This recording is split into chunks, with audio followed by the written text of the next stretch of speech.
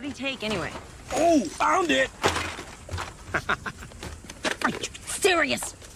You almost got us killed for a bunch of stupid CDs? Stupid CDs? I've been building... Who would have thought? Who would have thought a series about twisted metal could actually be good? I'll be honest, upon first hearing about this when it was announced, I didn't think the idea really made a lot of sense given the game's format. Then, when the trailers came out and we saw the apocalyptic setting and very little relating to the games themselves, the concept of this being an in-name only cash-in seemed all the more likely. There was no contest, Calypso was absent, and the iconic names that did pop up were mainly attached to characters who seemed completely different. Aside from some car combat, the only thing truly identifying this as twisted metal was Sweet Tooth, and I'll stand by the fact that they may have chosen the worst scene to show us. She had dumps like a truck. That's like what? All night long. So, what you're probably wondering is, why isn't it a complete failure? Why is Twisted Metal an adaptation that somehow does more right than it does wrong? Well, it's complicated.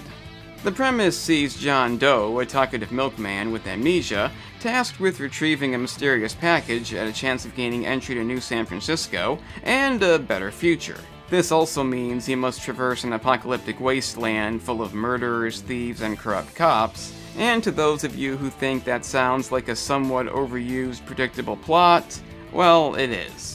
The show is flawed, I'm not gonna say that it isn't, and as a fan of the series since owning a PlayStation, I had no intention of taking this lightly. I was critical at the beginning, and in some ways I still am, but upon finishing it, I can't deny it's pretty damn good. There's definitely a lot to say about why that is, so let's take a look at Twisted Metal, the series, and see what it did right. Oh, and also, one of the things that I appreciate about this are a number of clever references and Easter eggs, so I'll just be pointing those out as they appear. 20 years ago, the world fell to shit. A big ol' apocalyptic dump. Some bug took out all the world's computers. Well, that's a new idea for an apocalyptic setting. Nothing particularly new here. The cities put up walls to keep themselves safe, while the criminals are left to fight outside. Our lead, John Doe, played by Anthony Mackie, is one of the aforementioned milkmen whose job is to transport certain goods from city to city. Now the problem is, this means people want to steal it, giving us our first look at car combat, in a mall. Okay, I got Barry, so who's left? Gary, Larry. Got it. And it's pretty damn perfect. In fact, it may be too perfect, as due to the budget, there's not really a whole lot of car combat in the show, and when there is, it doesn't last that long. But when we get it, we definitely get it.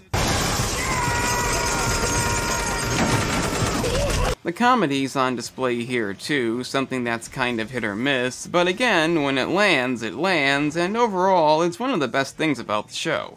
Well, that and stuff like this. I don't think I have to explain that one. He's new. A virgin? Oh, I got a big package for you. Hey, that better be unleaded 93 in there. 91 gives Evelyn the squirts. I did say some jokes don't land. He passes by something you're not supposed to notice yet, and important attributes about John Doe are established, such as his obsession with his car, Evelyn, the fact that he's suffering from amnesia, and that he enjoys the taste of bad CGI. I probably just shouldn't have included that. He makes his delivery to New San Francisco, and is requested a meeting by the COO, Raven, played by Neva Campbell. He's a bit confused to why he's been invited inside, but apparently he's the only milkman to come back more than 2 times, meaning he may be the only one who can deliver a special package. The only catch is he can't know what it is, and also... The package is in New Chicago. Thanks for the beer. Honestly, can you really blame him? In actuality, this version of Chicago is probably a lot safer. It's the long trip there that poses the real danger. But after exiting the bar titled Kelly's, her friend who was killed in the game, while also wearing a necklace similar to the game, he's told that if he can bring the package back within 10 days, he'll be given citizenship to New San Francisco. Again, not the newest of ideas. But we then cut to two strange individuals piloting Shadow and engaging in car combat.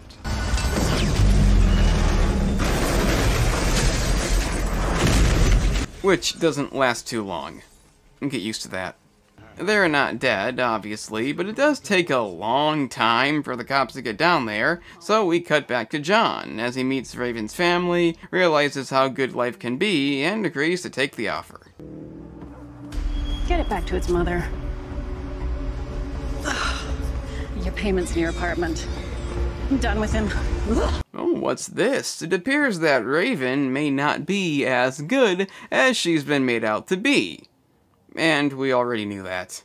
In theory, it may seem dumb to show us this right away, but let's be honest, we all know she's not good, and I appreciate the fact that they don't spend the whole show insulting her intelligence. The cops finally make it down, and we see our brother and sister duo played by Richard Cabral and Stephanie Beatriz. Thomas Haden Church plays Agent Stone, and while the whole cast is pretty damn good, he may be the best character. You and your lover. Sister, we had the same mom and dad. I know what his sister is.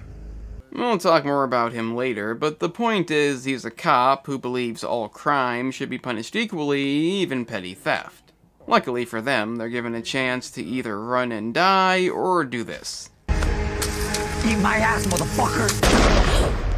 And we have the common issue with shows like this, with the most devastating moment in a realistic setting happening way too early. Yeah, it's tragic, but we just met them, one of them hasn't even spoken yet, so we don't really care. And I can forgive this because it has to be for the show's format, but we'll revisit this issue again later. Meanwhile, John gets a map from his friend Tommy, played by Lou Beatty Jr., and you know what's coming. Gonna have to go through Vegas, John. We both know who rules Vegas. He runs into the surviving sibling, and before she even has a chance to point the gun in his face, you can probably guess most of what's gonna happen between these two characters. Not every little detail, but a good amount of it. Again, I'm not trying to knock the show, but there is one prevalent issue, and that is the fact that it's very predictable. Brief standoff? Check. Accidental mention of dead brother? Check. I guess that's a good place to end episode 1. And moving into episode 2, supposedly temporarily teaming up? Check. However, despite the obvious outcome, the comedy does really hold up.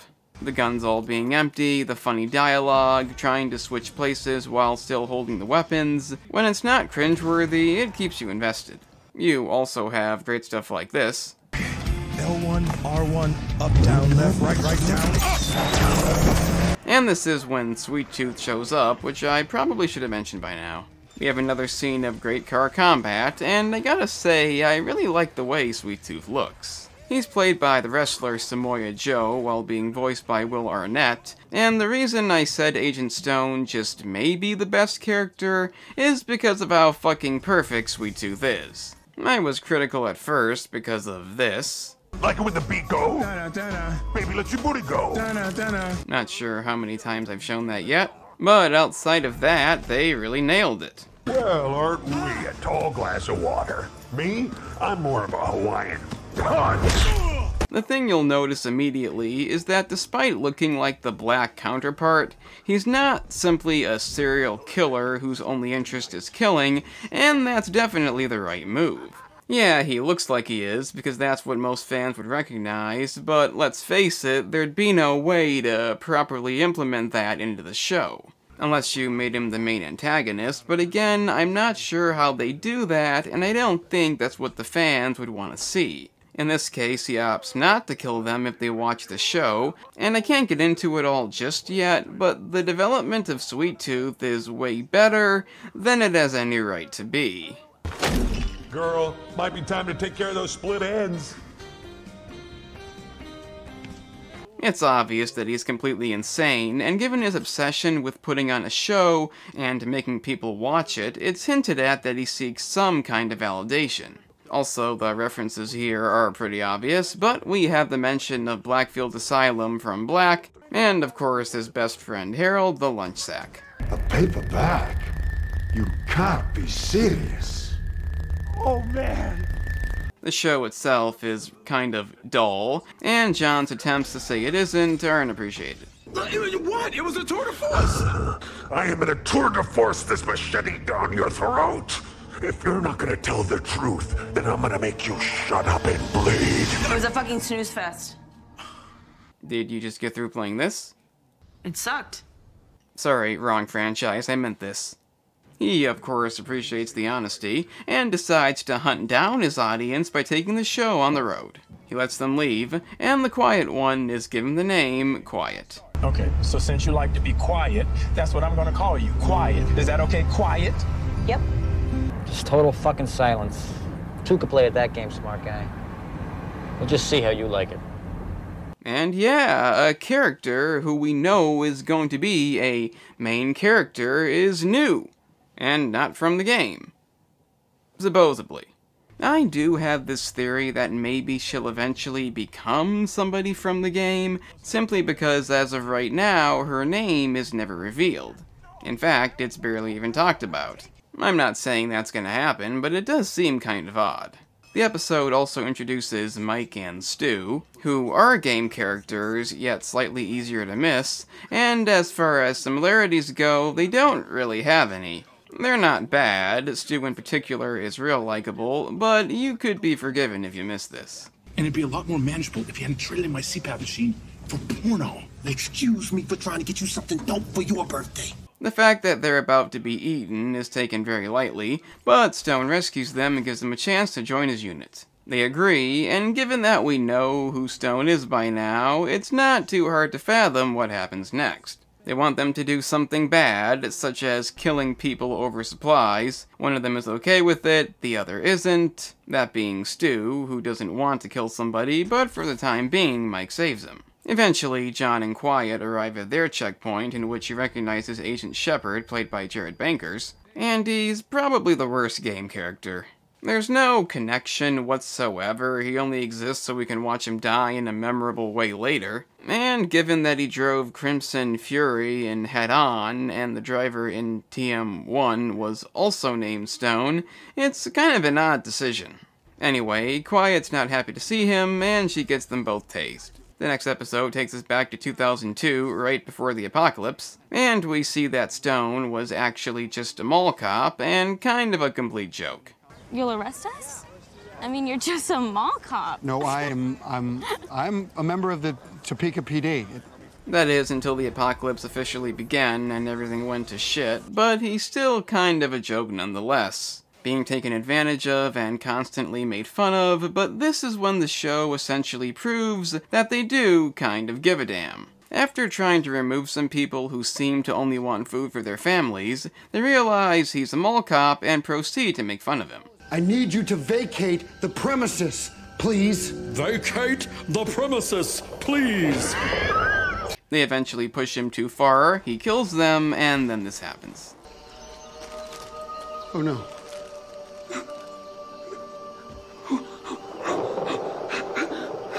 The fucking teddy bear from Black, an obvious reference, but yeah, this is kind of ingenious. You did this! I was here to help! You had to resist! This is your fault! You broke the law! I was never a huge fan of his story in that game, just because the ending made no sense, but I won't deny, aside from that, it's pretty impactful. What they've done here is taken that story, in which it was a rage-driven accident, and altered it to fit this new version of Stone. Technically, it's still an accident, but instead he justifies it in a way that fits his new character perfectly. Like I said, what they've done with Sweet Tooth is commendable, but I can't deny that this is probably the show's finest moment. It's a level of quality I really didn't expect. This, of course, explains why he punishes crimes the way he does, which Mike obviously believes is heroic, while Stu is more skeptical. We then get another example of the show's great humor, along with the more, questionable humor. Why won't you talk? Why won't you talk? Why won't you talk? Why won't you talk? Why do you talk so much? This mouth has gotten me out of a lot of sticky situations. Ew, not like that. I mean, that happened too.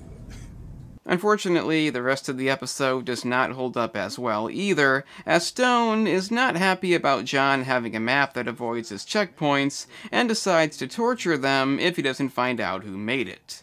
And the way they go about doing it, you can probably guess. Fill out these forms. In triplicate.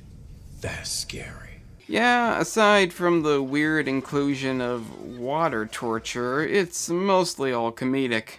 It doesn't do any good either, as he still won't talk, and after discussing their backstories a bit, almost as if they're becoming closer, they're sent to their deaths. That is, death from falling, but since the Eds do take them, he decides he can't go through with it, and they all agree to leave together. But first, Quiet has to run off and get some information from Shepard, and beat him to death while he's... You can figure that out. In case you're wondering, despite the fact that this show may lean toward the old game's humor, it's definitely not for kids. It's extremely violent at times.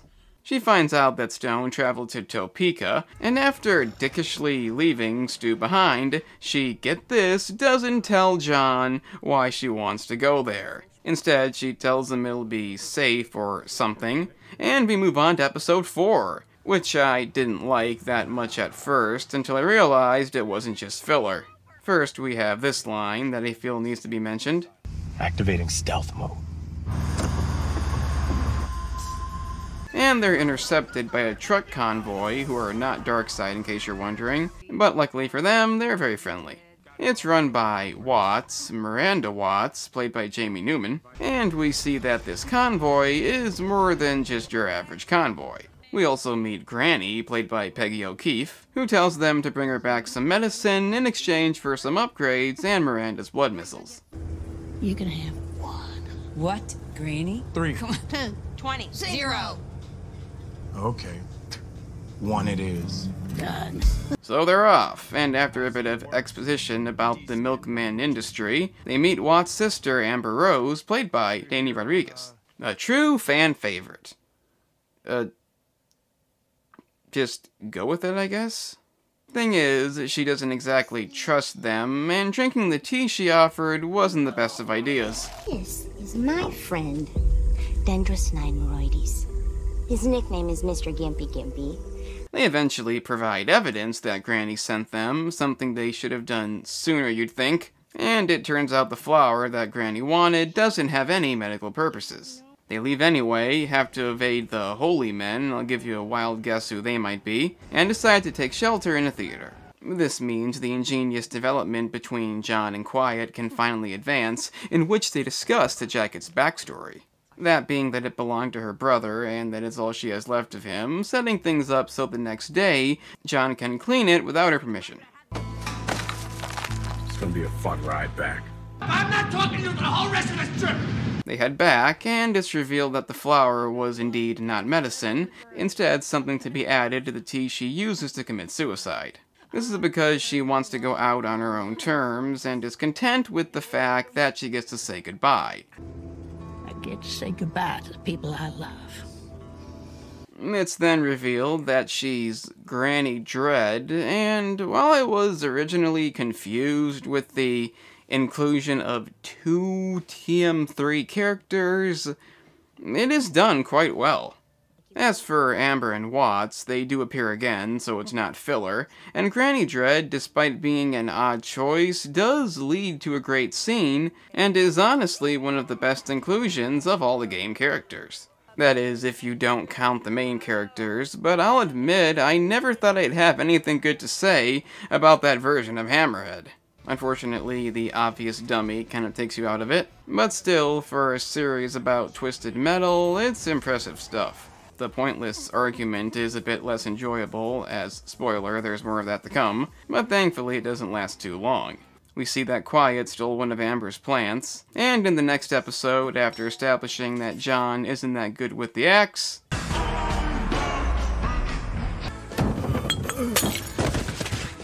she uses it to knock him out, so she can travel to Topeka without putting him in danger. Speaking of which, we then meet more characters, Carl and Jamie Roberts, played by Michael Corello and Shelley Ramos. Harder than if you were checking your lover for body lice. It's actually my sister, sir. We have the same mother. I know what a sister is! He's really into that concept, isn't he? They're not gonna do a whole lot though, and Quiet's managed to easily hijack a vehicle and sneak inside. This means we can have the classic routine of her dead brother appearing, even though he's dead, in imagination format, and having a nice conversation about how she's gonna end up like him. Meanwhile, John has to fend off what looks like another version of roadkill, because apparently leaving him unconscious wasn't the best idea, and after finding Quiet's note, he decides to be on his way. Okay, are we really supposed to believe he's just gonna leave? Are we really supposed to believe he's not gonna come back at the last fucking minute, even though there's no way he could in the given time? Oh, let's see. First, she gets spotted. John thinks about it for a minute and proceeds to Chicago. She engages in classic twisted metal combat with Agent Stone in the Thrills and Spills theme park, which is again short-lived. And just when all hope seems lost,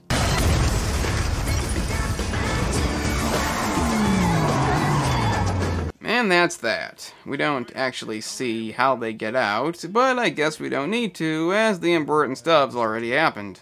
Luckily, Sweet Tooth is also in the episode on his quest to obtain more fans. He does this by liberating Stu and everybody else sentenced to death, and it's pretty awesome. Again, the scenes with Sweet Tooth are usually the best ones.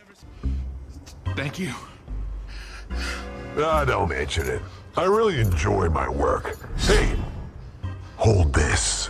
He has a chance to turn on Mike, which he doesn't, and the two team up, with the objective of hitting more outposts and obtaining more fans. I don't really have room for all of you guys, so maybe you should carpool.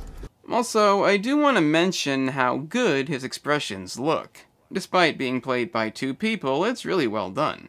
Unfortunately, the next episode is not as well done, and probably my least favorite. He takes Quiet to a fast food restaurant and explains that Stone is likely not dead. And again, you can pretty much guess what's gonna happen.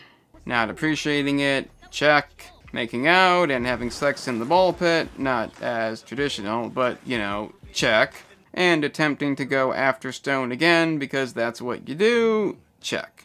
This is interrupted, though, as a Watkins storm hits, kind of an odd reference, and the rest of the episode is kind of repetitive. The comedy is still intact, but the whole point of the episode is for Quiet to inevitably let go of the past, but most of it's not that interesting. They mostly just talk about random shit. Excuse me, Mickey was very cool. He had a snappy little tux and he gave very good hugs. You hugged a giant mouse? That's disgusting. They have sex in the ball pit again, argue again, but at least this time it's for an actual reason. He wants her to go with her on his job to gain access to San Francisco, but she still can't let go of what happened. Even if you go back to Stone, and even if you succeed in killing him, which you won't, by the way. Fuck you, I won't. There'll always be another Stone, and another, and another. Trust me, it's not worth it. We also get a bit of backstory about how her and her brother went to work at an OC community, which is so abusive they literally cut off fingers and body parts over small mistakes, explaining why she has no finger. And this is when the episode kind of fails to stand out. Given that most of it is just the same thing, this would have been a chance to give us something different. This almost happens when one of the servants causes the place to be locked down, but that doesn't go anywhere, and a potentially entertaining scene when all the servants break out and maybe do the same thing to them is not what we get. Instead, the manager cuts off Loud's ear in an incredibly graphic fashion, and no, I have not mentioned his name is Loud yet, and Quiet kills them after his ear is cut off, and they leave. I get the episode is trying to be darker and not as much on the chaotic side of things, but given how repetitive this is, and the fact that he literally had a ear necklace, I would have liked to have seen a bit more. However, we then have this symbolic scene about letting go. Quiet, you have to let go. You just let go, John. Yes, you can. I can't. And you again realize that this show can be better than it has any right to be. Like I said, when it's good, but I still say this is probably the show's weakest moment. The development is mostly well done. Some of these shots are impressive too, like this scene in the ball pit, but a lot of it is kind of a letdown. As for the two main characters, being John and Quiet, I'd have to say that Quiet is probably the better of the two as far as character development goes, even if it's not the newest idea. That's not to say that John isn't good too, he's still a fantastic lead, but compared to Stone, Quiet, and obviously Sweet Tooth, he can't quite hold up. That being said, I still like him a great deal. The Watkins storm finally passes, conveniently after that nonsense, and yes, this time you're supposed to see it. That being the name Calypso, which, like you, also caused me to lose my fucking mind. But first, let's talk about the next episode's intro, which is a young Sweet Tooth now named Marcus, and essentially how he came to be the way he is. I wasn't originally keen on him having a backstory, or even seeing a kid version of him, but I guess considering the changes they've made, it does make sense. The show has always been called Two Scoops. They can't just add Billy to the title for no reason. Marcus, honey, they have a great reason. Here, he's a child actor, and as expected, not given validation by the audience or even his parents. And after they applaud the dog instead for doing nothing, he kind of loses it, and I don't know how to feel about this. It's probably the best example of animal cruelty being played comedically, but it still wouldn't have gone there. That being said, changing up the title is kind of ingenious. For a backstory that wasn't really needed, it's fine, and makes Sweet Tooth's character slightly more interesting. Unfortunately, the same cannot be said for Calypso. At least not yet. It is funny how they find the entrance by throwing a rock at the gate, but from there, the comedy's taken way too far in this scene. You heard the creepy disembodied voice? This way. Now he's giggling. I can't believe you're enjoying this. I'm expecting a vampire to just pop out of the smoke and say, Hello. Oh no, I don't live down here. Twist! Wait a minute. Are you Calypso? What? I read that name everywhere. Believe in Calypso. Calypso is real. Well, we sure as fuck didn't. Yeah, Calypso was always somewhat comedic, but never so much like this. This could definitely change in the future, but for now, I'm not really satisfied. Take it back to Raven like a good milkman. This is really well done. Yeah, no it's not. Luckily, the rest of the episode is another one of the show's highlights. They head to a milkman pit stop in which we see a lot of unexpected familiar faces. Most notably Mary, Bloody Mary, played by Chloe Fineman, who just so happens to be one of John's ex-lovers. She's also vastly different from her game counterpart, which is a good thing because that was easily the game's worst character. She's not happy that John left her for dead in the past, but apparently it was just an accident. Never leave a woman's glass empty. Shots on Johnny! She's kind of like a Harley Quinn type deal, but she's not the only game character in the episode. In fact, the rest are real unexpected, such as Pit Viper, Pizza Boy, and even fucking Drag Queen. I say this because I don't think those are characters that anybody expected to see. One's exclusive to the first game, and the other two are in the other game nobody likes. There is also Mr. Slam, a fan favorite played by Creek Wilson, but he's not called that for the same reason in this. Because I can crush anything with my massive penis. Again, make of that what you will. The outcome here isn't too hard to figure out. Mary tries to get between them, John accidentally tells her about the package, one of the 2 rules you're not supposed to break, leading to everybody finding out, but luckily there is still rule number 2. This is why we have rule number 2.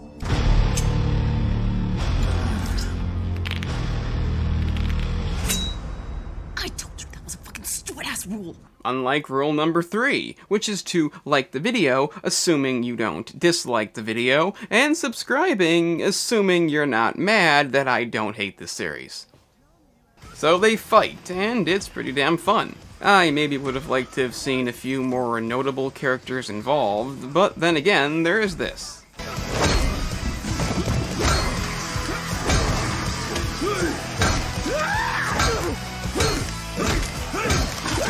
a satisfying demise to a character who I still don't know what the fuck he was saying.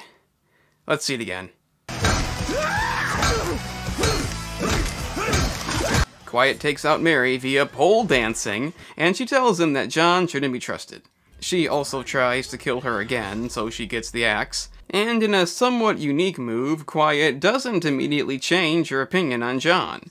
He even lets her drive. This is called not doing the cliche thing you'd expect, and actually developing the characters in a realistic manner. We also see that Pit Viper, who was not killed, may be the most faithful game adaptation in this, as we see that she was working for Stone the whole time, and told them about their destination.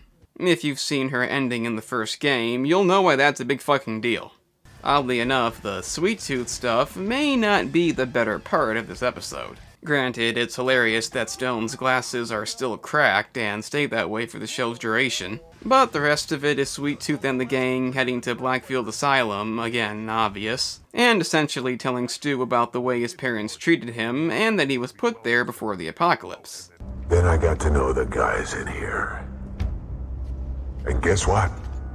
They were just like me. And that's why this is kind of a letdown. They're in Blackfield Asylum, home of some of the best Twisted Metal characters, period, and we don't get to see them. It's understandable, but still disappointing. We find out that his parents never contacted him, so after the apocalypse he tracked them down and locked them in there.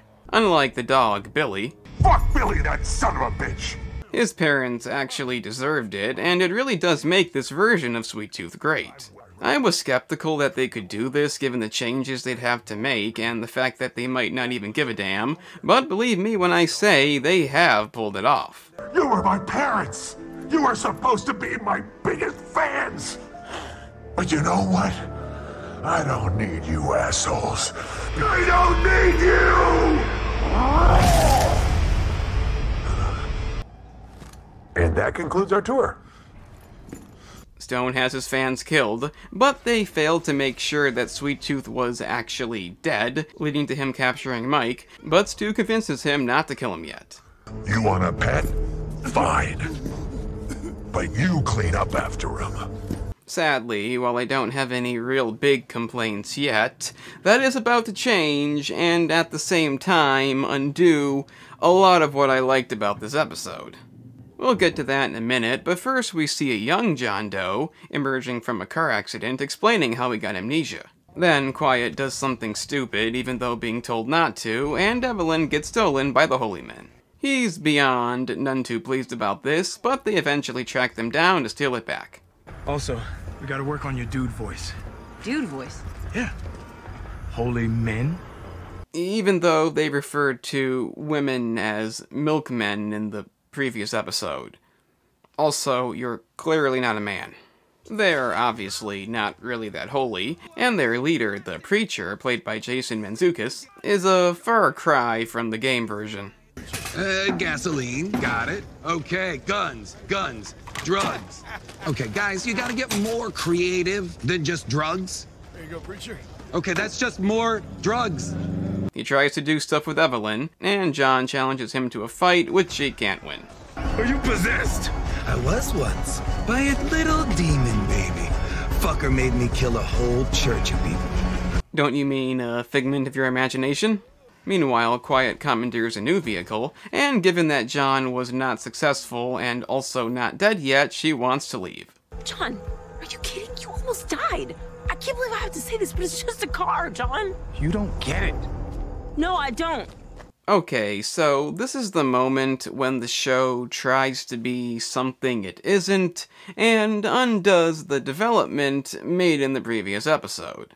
The fact that John won't leave the car and that means he's chosen it over her is kind of ridiculous because throughout the whole show they've been doing things that almost got them killed. It's already apparent that the area they're in is not safe, but since he lost the fight, that means any attempt to get the car is now going too far. I just don't see why this has to be a thing. We already know how it's gonna end, for the most part. And given that the last episode ended with them letting her drive, I thought they were above this. Also, it's overly apparent that taking the package without him wouldn't work, and while it does get brought up eventually, it should be obvious right now. As for the plan to get the car back, it's run back in like a dumbass, and after a shot that should have immediately blown them up,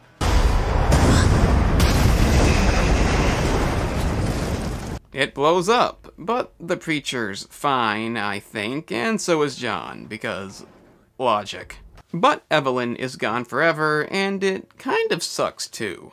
Unlike Loud committing suicide, which kind of had to be, this had the potential to be a lot more impactful. I'm not gonna debate how sad the death of a vehicle should be, but given that the episode's been showing us clips to how he found the car, and that it is more than just a car to him, something they could have showed us by now, it would have been more effective if they'd shown us that a lot sooner. But when somebody's in a dangerous situation and they're given a backstory that means something, it's not too hard to guess how that's gonna end. Yes, I know, it's just a car, but it's a car in a series called Twisted Metal, and in this case, that's enough to justify a sad moment. So by showing us this now instead of earlier, it's again wasted potential.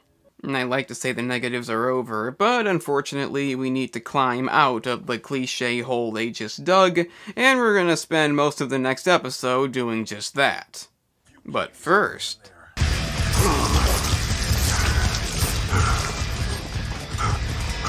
Hubert, would you do the honors?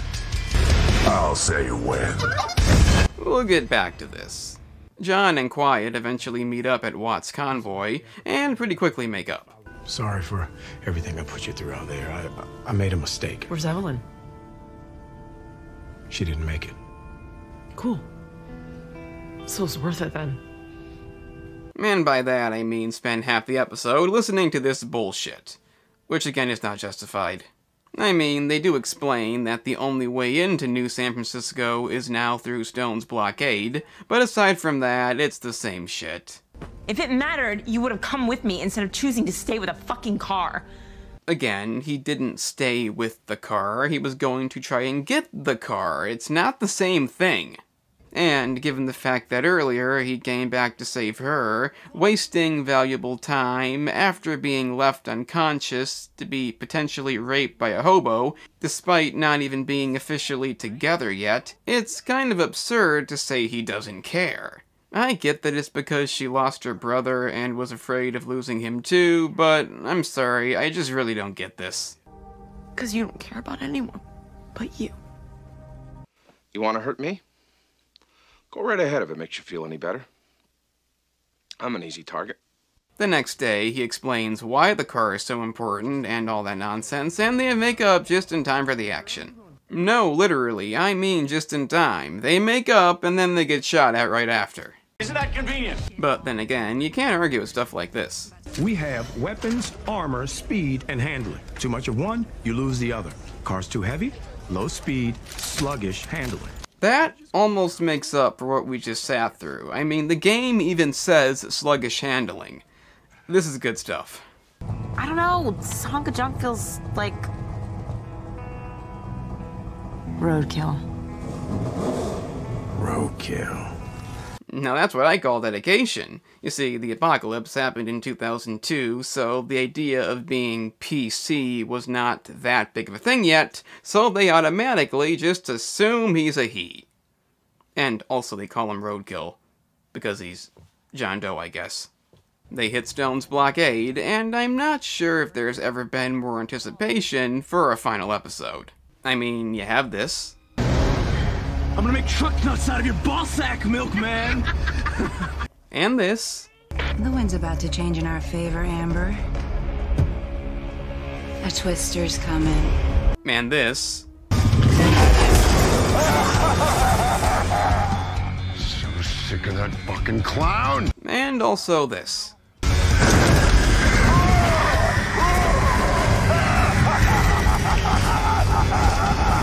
So, basically, if you're a fan of the game, everything should be downhill from here. You know, life in general. So yes, big, epic, twisted metal combat. We have Roadkill, Outlaw, Twister, Shadow being driven by Outlaw's other drivers, a Darkseid lookalike, and of course, Sweet Tooth. Oh, I always knew you two would work things out. And I love what you've done with the car. Hey, thanks, man. Love what you've done with your, fire hair. Looks really good. No, I'm just trying something new. And it's pretty fucking amazing. It's kind of short-lived and not taking up too much of the episode, but again, you really can't blame them for that, as this kind of thing can't be cheap, and what we do get is by no means unsatisfying. Amber gets shot, and Sweet Tooth blows up the Darkseid blockade. Mike isn't happy about this, and Sweet Tooth tells Stu it's time to put him down. He instead shoots him in the eye, which may be a reference to this, and they bail out. He then leaves the Herald to drive, jumps onto Stone's hood, and damn, this is awesome. What the fuck? Hey, you're dripping eye blood on the hook. Oh, fuck it. He gets taken out with what I've been told is Hammerhead's special, but I'm not completely sure about that. And I guess that's the last of Sweet Tooth. I just can't believe they killed him off. As for Stone...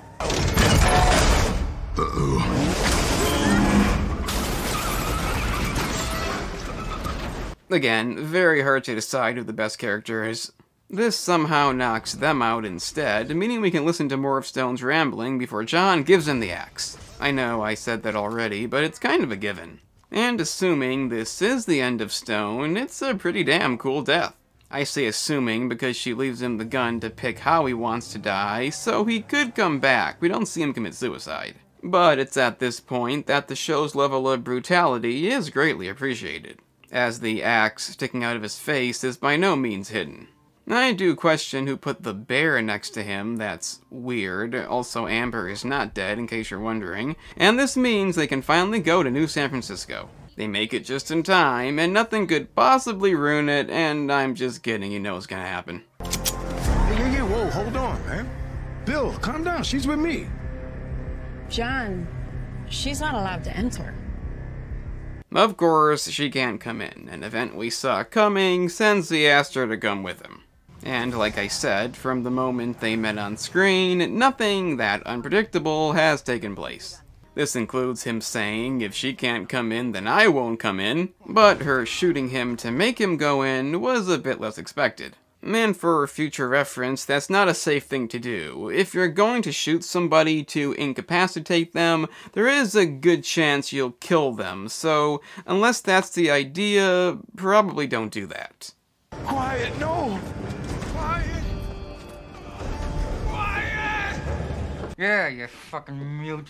They then try and make Quiet the new milkman, in which she immediately throws it to the crowd watching. I guess they don't mind that much. And we find out the package was... This. It was ice cream. And no, it's not for some stupid comedic reason. It's because the whole thing was a test to see if John could pass. We'll find out what that test is in a minute, but first we need to have a montage of John getting bored with his new life, because we have to have that. The scene when he treats the pizza boy like a milkman is kind of odd, and we find out this society is not as good as we originally thought. Raven is actually controlling everybody, making them treat John good for whatever job she has, and even holding a voodoo doll, making her even more like Raven from the game, and hinting at the fact that she's probably using them to control people. That does seem like the most obvious outcome, but it may be for not, as John... No thanks, Chester. I'm leaving. That was anticlimactic. I'm not gonna dignify this by explaining it any further, but she does try to convince him not to leave by showing him his childhood home. She also has a lot of information on his family and what happened, but it still isn't enough to make him stay, so let's get to what you want to see. There's gonna be a tournament. The first of its kind, where the best drivers from all across the country, from all walks of life, are gonna be invited to compete. The winner gets their heart's desire. The greatest wish come true. You're gonna help me win, John. and turning every car and contestant that crosses your path into nothing but a flaming pile of twisted metal. Well, I guess I can no longer say it's an adaptation in name only. Yes, if Season 2 happens, and yes, that is an if, it will feature an actual Twisted Metal tournament, and I never thought I'd say that. I do question how they do it. We do see a bracket system here, so maybe it'd be a bit different. We also see that Mary is not dead either, so if Stone comes back too, that's 2 people who survived getting the axe, but yeah, it's pretty damn exciting. Obviously, Season 2 would have to happen, and hopefully it does. It hasn't been confirmed yet, but I think it's safe to say, for the fans, it's more than anticipated. And given that Twisted Metal has never had an enormous fan base, and that the numbers have been quite high for a Peacock original, if it actually was to end here, you'd have to wonder what they expected. Ending the season like this, on this cliffhanger alone, with the reputation it has, should in theory guarantee a second season, but considering the shit we've seen happen, who knows? All I do know is if this somehow ends up being the end, it'd be beyond disappointing. It ends off with Quiet meeting the Dollface army, in which the leader claims to be John's sister, and a post-credits scene reveals that Sweet Tooth is not dead. He kills Mike, takes Stu hostage, which is okay because Mike wasn't that interesting, but Stu is very likable, so it's a good thing he's not dead. But that was Twisted Metal, the series, hopefully not just Season 1, and I can't believe it didn't suck. Honestly, it's commendable. There are things about it I didn't like, but the fact that Season 1 is actually a prequel to the tournament itself, it's a move that should really be applauded. It's also the exact opposite of what I expected, but given what little respect video game adaptations are usually shown, you can't blame me for thinking it would have been in name only. It's what most of us probably thought, but in this case they've proven that's, well, not the case. As for the season itself, which is the main topic, it definitely does more good than bad.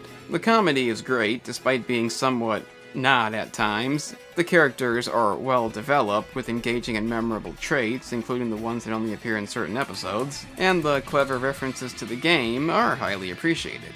So much about this has been done right, it's a shame to admit that a few things aren't. Some may complain about not enough car combat, but despite that, it didn't bother me that much. I do question how they do a second season with the plot they've laid out, because from what I hear, it wasn't the easiest stuff to film. But for me, the biggest and most obvious flaw is the relatively predictable plot.